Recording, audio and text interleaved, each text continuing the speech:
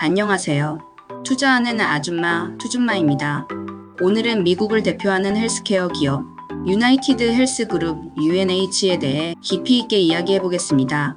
최근 트럼프 행정부의 정책 변화, 워렌 버핏의 투자 소식, 그리고 언론에서 짚어낸 핵심 이슈들을 종합적으로 정리하면서 앞으로의 투자 방향과 리스크 관리 포인트까지 말씀드릴게요. 먼저 유나이티드 헬스는 단순히 보험회사로만 보기엔 너무 큰 규모를 자랑합니다.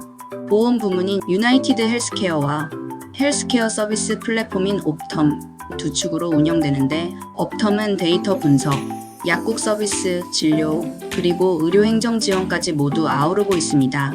이 때문에 단순한 보험 비즈니스라기보다는 헬스케어 전반을 장악하는 인프라 기업이라고 이해하는 편이 맞습니다. 매출 기준 세계 상위 10위권 안에 드는 규모를 보면 그 영향력이 어느 정도인지 가늠할 수 있습니다. 그렇다면 최근 정책 변화는 어떤 영향을 줄까요? 트럼프 행정부는 메디케어 어드밴티지, 즉 민간 메디케어 프로그램의 지급률을 상향 조정했습니다. 이는 유나이티드 헬스 같은 대형 보험사들에게 분명한 호재로 작용합니다. 실제로 관련 발표 이후 UNH 주가가 단기적으로 반등하기도 했습니다. 하지만 다른 한편에서는 부정적인 요소도 있습니다. 트럼프의 지출 법안에는 메디케이드 지원을 축소하거나 가입 요건을 강화하는 조항이 포함되어 있습니다. 이 경우 유나이티드 헬스가 부담해야 하는 행정 비용은 늘어나고 가입자 수는 줄어들 수 있는 것이죠. 즉, 정책적 환경은 기회와 위험이 동시에 존재한다고 보아야 합니다. 여기에 워렌 버핏의 투자 소식이 시장의 관심을 끌었습니다.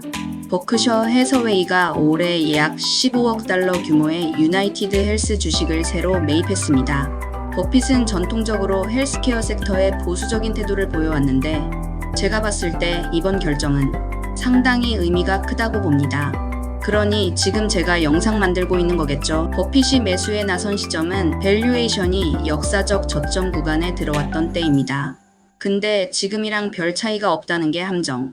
주가 수익 비율이 10년 내 최저 수준까지 떨어졌고, 그와 동시에 옵텀 부문의 높은 수익성과 노령 인구의 증가에 따른 메디케어 수요 확대라는 구조적 성장 요인이 여전히 유효했기 때문에 장기적 관점에서 투자 가치가 충분하다고 판단한 것으로 보입니다. 버핏의 행보가 곧 정답이라는 보장은 없지만 장기 투자자의 시각에서 이 종목을 다시 살펴볼 필요가 있다는 점은 분명히 시장에 신호를 준 셈입니다. 이제 투자 전략 측면에서 강점과 리스크를 정리해 보겠습니다. 강점으로는 첫째, 경기 변동과는 무관하게 의료의 수요는 꾸준하다는 점입니다. 이른바 방어적 섹터라는 특성을 갖고 있죠. 둘째, 옵텀의 수익 구조는 단순 보험보다 훨씬 높은 이익률을 보장합니다. 특히 데이터 기반 의료 서비스와 약국 관리 사업은 앞으로 더 성장할 여지가 큽니다. 셋째, 고령화는 피할 수 없는 인구 구조적 변화입니다. 미국에서도 노령 인구 증가와 함께 메디케어 어드밴티지 가입자 수가 빠르게 늘고 있고, 유나이티드 헬스는 이 시장에서 압도적인 점유율을 유지하고 있습니다. 반면 리스크 요인도 분명합니다. 최근 법무부가 진행 중인 메디케어 과청구 조사, 그리고 2024년에 발생했던 체인지 헬스케어 해킹 사건 같은 보안 문제는 기업 신뢰도에 타격을 줄 수 있습니다. 또한 트럼프 행정부의 예산 정책처럼 정치적 환경이 언제든 비용 부담 요인으로 작용할 수 있습니다.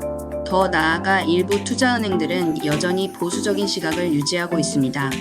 HSBC 같은 경우에는 감축 의견을 내면서 주가가 추가로 하락할 가능성도 경고했습니다.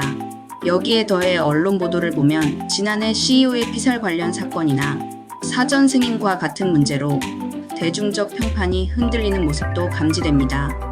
이런 사회적 신뢰 리스크는 단기 실적에선 잘 드러나지 않지만 장기적 가치에 영향을 미칠 수 있는 요소입니다. 그렇다면 우리는 어떤 투자 전략을 취해야 할까요? 첫째, 단기적인 변동성이 큰 상황이므로 분할 매수 전략이 유효합니다. 장기 성장성은 분명하지만 정책 변수와 규제 리스크를 감안하면 지금 주가가 많이 떨어졌다고 한 번에 큰 비중을 싣는 건 위험합니다.